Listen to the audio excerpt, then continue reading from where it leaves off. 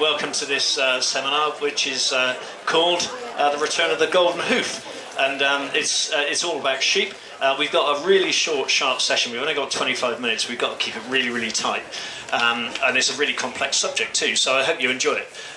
Can I start by, I'll start by introducing myself. I'm Phil Stocker, I'm Chief Executive of the National Sheep Association, and I would say that we're seeing some really interesting and exciting growth in this area, this return of sheep back into arable rotational farming. And that's great for lots of different reasons. It's great for sheep, it's great for arable cropping, it's great for the environment, and it's great for the landscape. And it's great for new employment opportunities and business opportunities too. So there's some real opportunities here, I think, and it's really good to be able to do this this seminar. Can I just ask some questions first as to who we've got in the audience? Can I ask how many of you are sheep farmers already? Okay, and how many of you are arable farmers? There could be some crossover in this as well. Yeah, so it's about there's probably more sheep farmers than arable farmers, slightly. Terrifying. Yeah, exactly. So would you like to all come up here and tell us what you're doing? And are many of you actually involved in keeping sheep within arable rotations already? So again, quite a few. Okay, good. Okay, what we're going to do, the rules of engagement for this seminar too are really that there are no rules. We're going to take questions. If people want to ask questions as we go through, feel free. If I can just ask you to be polite and patient until a microphone arrives with you, that would be appreciated. So we're going to go quickly to introductions from our two speakers, and then we'll get going. So John. My name's John Pawsey. I farm just below Bury St Edmunds in Suffolk. We converted our farm to organic production in 1999, and my ambition was to run a stockless arable rotation, because why on earth would I want to get a complicated animal on the farm and sort of make my life miserable? But it got to around about 2014, and we realised that we wanted to build more fertility within our organic rotation. So I wanted to go to 2 to 3 year lays rather than a single year of just fertility building we were doing. And so I looked at all the different options available to me in terms of livestock, and I just saw sheep as the lowest capital cost of actually getting livestock onto the farm. So I think we had the first 250 lambs arrived on the farm in 2014.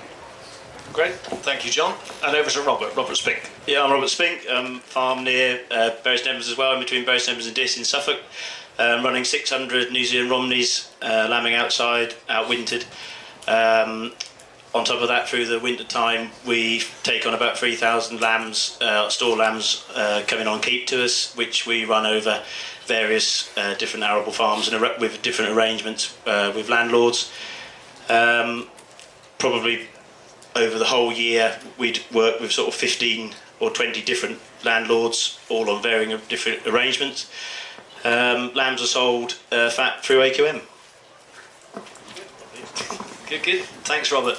So, it's funny how the world goes around in circles, isn't it, really? I can remember back to starting my farming career and working on a large arable estate in North Wiltshire, actually, and at that time we used to call the sheep the Golden Hoof, and they were an integral part of the farming system, I guess, as was grass within a rotation, and we used to use the sheep for maintaining permanent pasture, but also for helping to establish new lays by encouraging those lays to root and tiller out. We used to use the sheep actually for grazing winter cereals, particularly oats, during the winter time, to try to encourage tillering and help control diseases as well. And I would say that that was a very sustainable system, and we all know that agriculture changed in that time. The sheep industry has changed massively over that period of time, and I think we're at a really exciting stage now where we're using technology in a really smart way so that we can choose the right sheep. We can really try and track parasite loads. We can try and understand disease pressures more and control diseases, and we've got things like electric fencing that we can move around the farm as well. We've got a much better choice, I think, of sheep genetics in terms of what we put on the farms as well. So we're in a much better place, I think, to see that reintroduction of sheep. But you've got to start somewhere. We're rebuilding an agricultural system, if you like, and you've got to start somewhere. And I guess you start by thinking about how you go about it and where you source sheep from and which sheep you want to bring in. So, John, how would you Yeah, so we wanted a breed that could lamb outside and actually, be contained within electric fencing, which generally they are. And so we started looking at different breeds, and I went to the big event, the NSA event near Wales. Is it actually in Wales or near Wales? Malvern? It's near Wales. Near Wales, Yeah. okay. And so I went to that on my own. First of all, I realised that sheep people are really friendly. Arable people are really dreadful, and they're really friendly, and also a lot more. There's a lot more. There's boys and girls all involved as well, which is arable's all about men, actually, to be quite honest. It's a doubly dull. So that was really exciting, and so we looked at lots of different breeds, and we sort of settled on. There was an Easy Care, there was a Clin, and there was the New Zealand Romney. And so it was about how do we get hold of them, but how do we choose that? We ended up with the New Zealand Romney. We now got about 1,000 of them. But actually what happened, they were so sort of comparable in what they might deliver. And there was one Sunday morning, Alice and I were lying in bed, and Alice said to me, can I just have a look at the 3 different breeds you're thinking about? And we looked at the 3 different breeds, and we thought the Romney looked slightly more attractive. So that's the only reason why we went down that route, which I think is a very good way of picking it. What I knew is I didn't want one that looked like a pig, which is a Texel.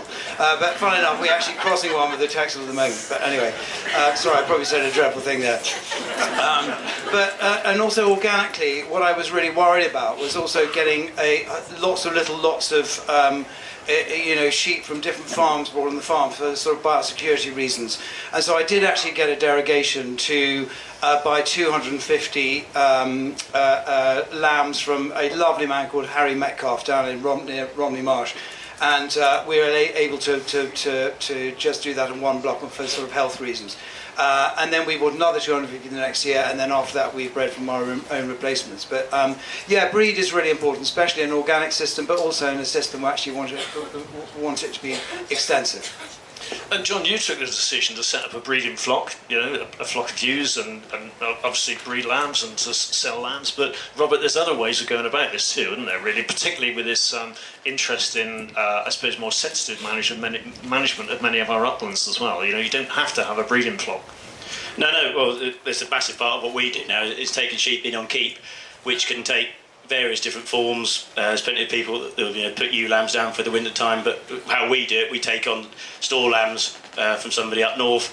They come in, we put them under cover crops, turnips, etc., and we'll finish them for him and send them off fat. But it doesn't have to be to that extent. I mean, you could just run sheep through and sell them again. So there's various different ways of doing it. I think what John said there, about the biosecurity stuff is, incredibly important, really. Particularly if you're going to try, if you're going to try and do both. I mean, we've fallen foul of it, a couple of times over the years, but we're now running, different farms with the store lambs away from the ewes, etc. And we have done that right through, but we're very, very, adamant that we do it like that. But I think the only thing, whatever you do, is start right. Would be my, one thing I'd say from what I've done is just start right with your biosecurity and move forward from there. But no, certainly there's so many different ways of going about the job. It is so important to start right, isn't it? There isn't enough room for error. There's no room for error or margin for error, is there? Really, you've got to try to start right and take advice.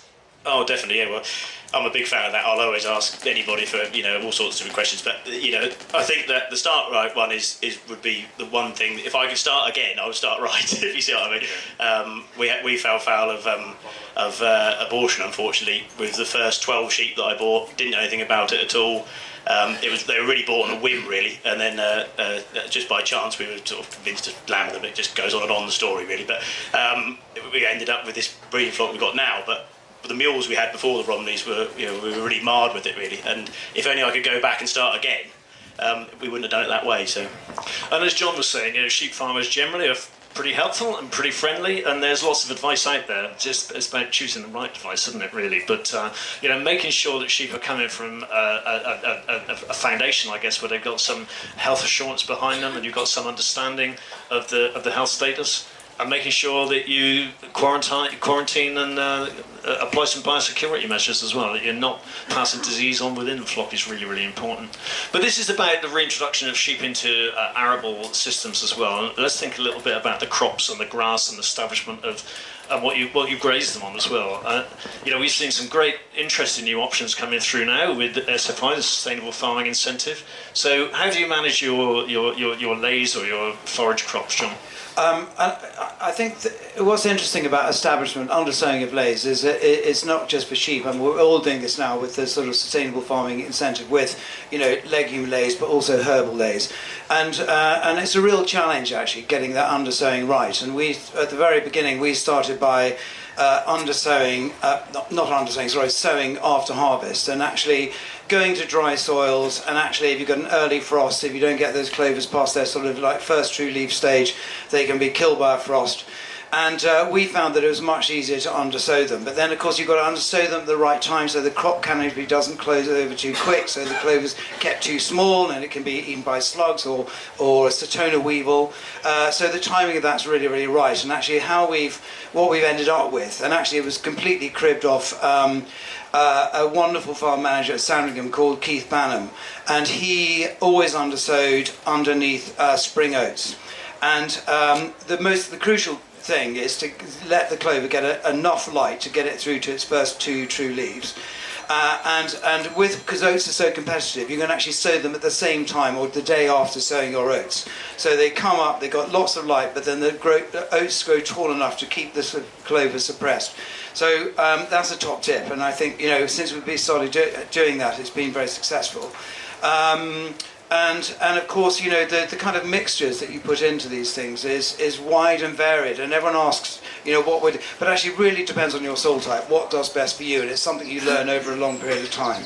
But it's wide and complex. Mm-hmm. And Robert, are you involved at all in any of the green cover crops, the green manuring crops, root crops?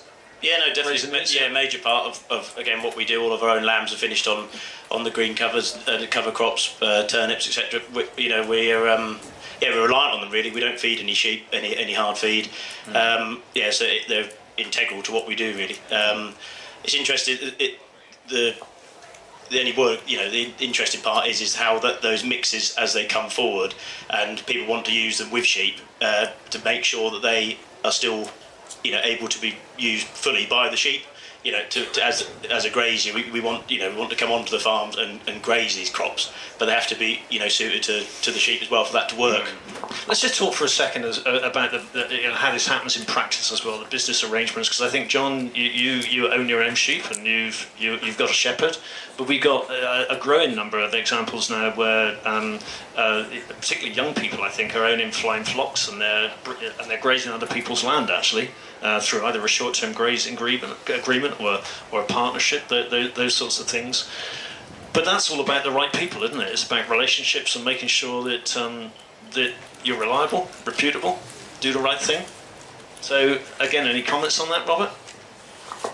Yeah, I think that's absolutely right. I think that if you're going to go onto somebody else's farm with your sheep, you need to be A1, and that's what we've always tried to do. I'm sure I've not always got it right, but we always try our very best. I think we would go on often on a handshake, to be perfectly honest, around us. We sort of know quite a lot of the farms that we're involved with, but some of the places we do have grazing agreements with. I think the key thing there is just do a good job, and just often the major sticking point of a lot of things we do is when people want you off. And that's the one thing that we've always been tried to be very good with, is that if somebody says want you off by say the 1st of February, get off. And clear up properly behind yourself and get on really, and then it builds from there, and hopefully, you come back next year. So, I think it's all about communication, relationships with people, and just doing what you say you're going to do really a lot of the time. And for a young person coming into it is an achievable step, isn't it, in terms of the capital requirement compared to some other farming enterprises? Oh, certainly. I mean, we started off with what we were doing 10 years ago with 12 sheep. And have built up from there. The first cover crops we'd have grazed was fodder radish, I think, 10 years ago. I think I had to ring round and ask what fodder radish was at the time. Is it even possible, really? It was sort of, we just got stuck in, and it sort of snowballed from there. But we started from a small base and have built up how as you're saying, we can get going, electric fence. It's a massive opportunity, really. I forgot to say in the introduction, we have got 60 acres at home, which is down to GS4, so we have got a headquarters. But there's no way we could be doing what we're doing without building those relationships with local farmers. So, Yeah, really important. Great. And can I just say, I was one of those local farmers that Robert built a relationship with, because actually Robert actually looked after our sheep until we got to 2 or 3 years ago. Yeah. But Robert, and this is a really important point actually, going on to people's farms, is that Robert really understood when coming onto our farm, because it was mainly an arable rotation, when we're putting up the electric fences, they had to follow the edges of the field, so we weren't left with funny little corners with all load of rubbish sort of growing up, because being organically we couldn't deal with that. And also Robert really perfected back fencing and grazing our overwinter cover crops as well. And so that sort of kind of detail for an arable farmer is incredibly important, and Robert did that amazingly on my farm. But the detail is incredibly important as far as I'm concerned, and so focus on the detail, yeah.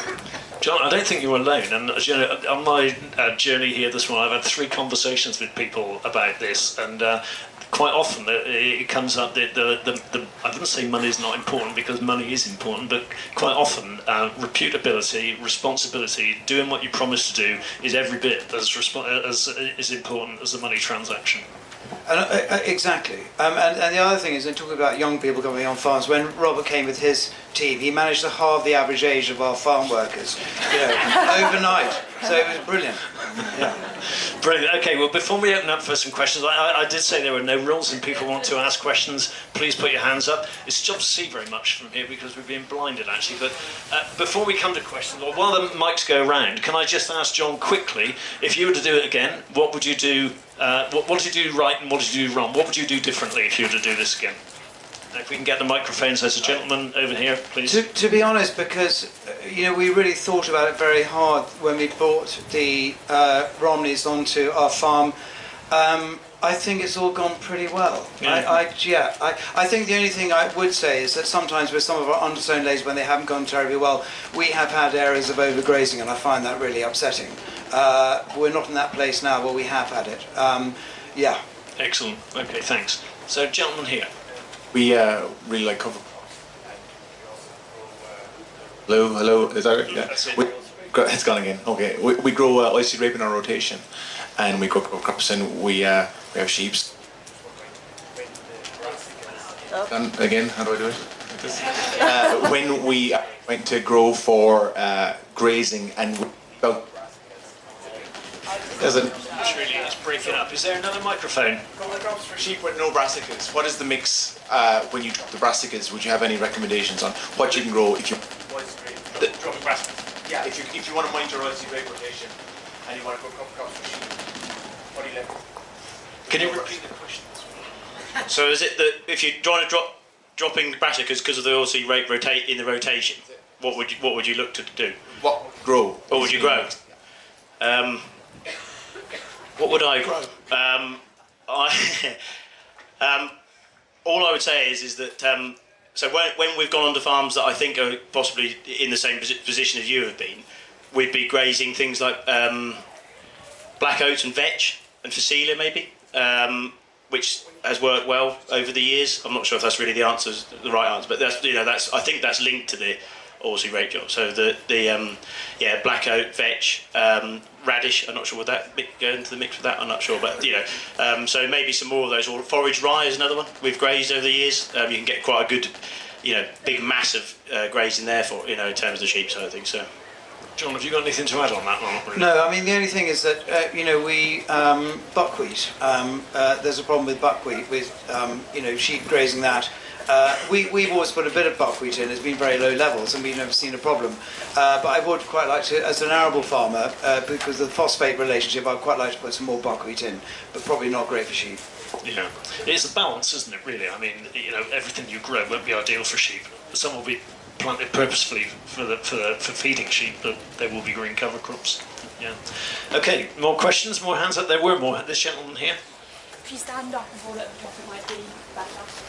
So I guess it's a question particularly for Robert. You talked about 15 to 20 different types of relationship you've had with farmers and landowners, and just what your advice would be is the one that works best for both sides.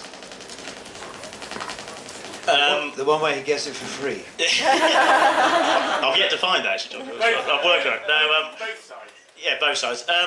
So I suppose, as I say, a lot of the stuff that we do, if you talk about the agreements or the arrangements, shall we say, I mean, obviously you can go right into the share farming side of things, which admittedly I haven't gone down that road really. But and when I worked with John at Shipping Park Farms, we sort of went in as we managed the sheep for John, sort of thing. So that it wasn't really a share arrangement in that sense.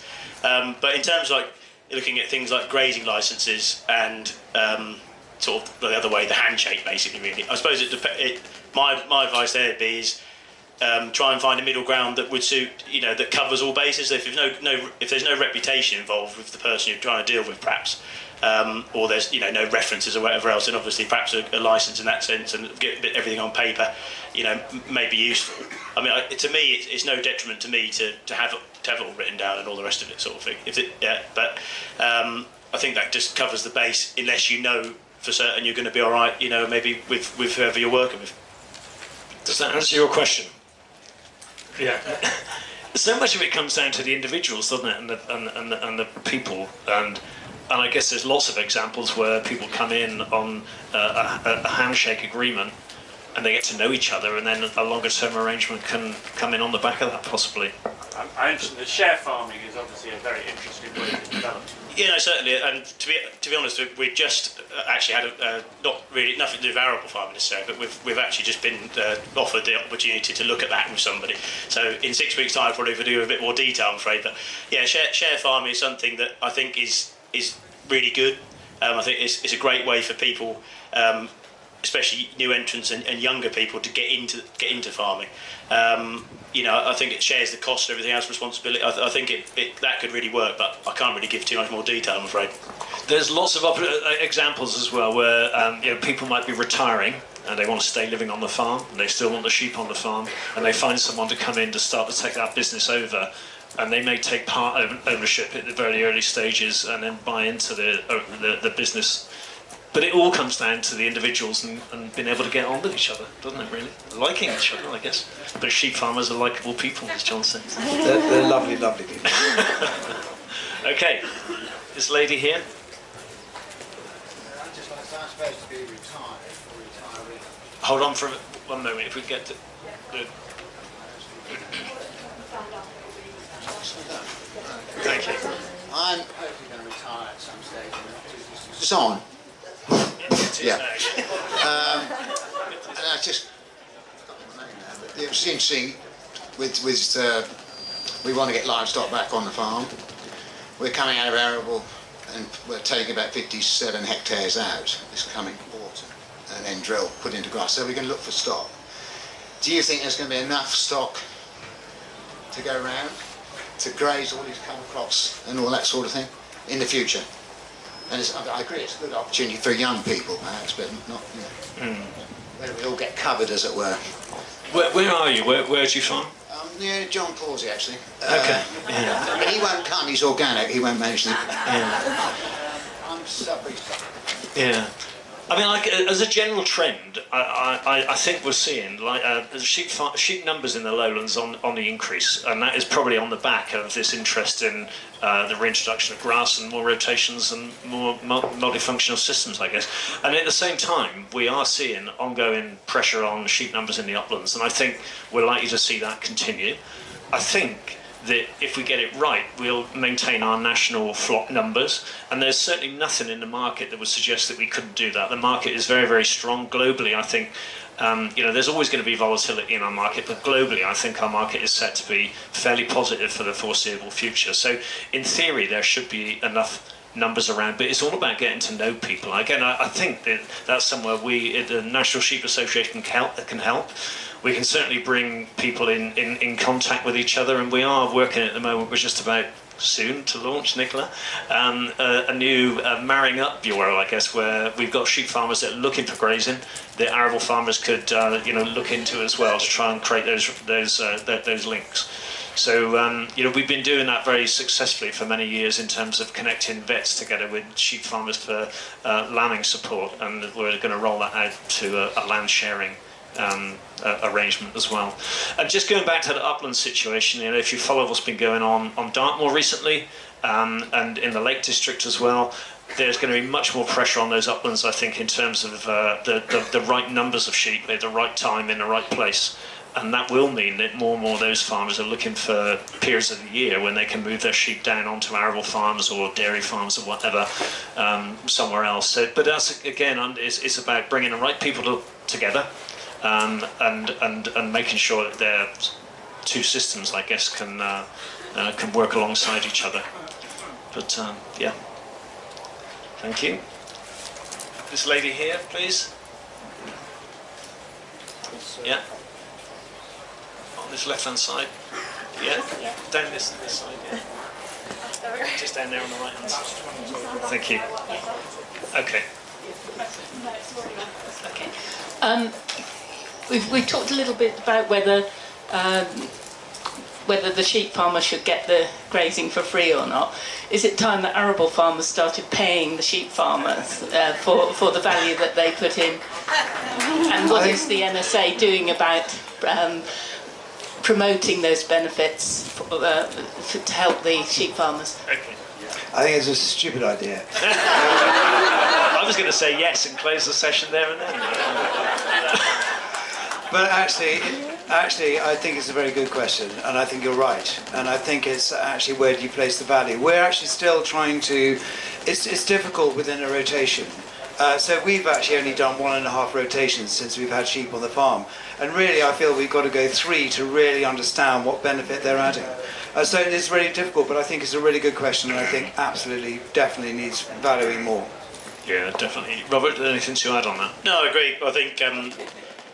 Well, obviously I agree. I think over the years, particularly this year, it sort of dawned on me actually, what the lady's saying, that I've been a lot more or less keen to actually, be going out and when we first started, you would get out and find places that you're happy to pay to do it and all the rest of it and get stuck in and everything else. But I think that more and more people sort of say, oh, will you come and sort of graze this off? It'll save, save mowing it or something like that. Or will you come and, can we graze this? It's, gone too far. Or feel like you're doing a job for somebody. I then starting to feel more and more reluctant to be paying as much as perhaps we have done.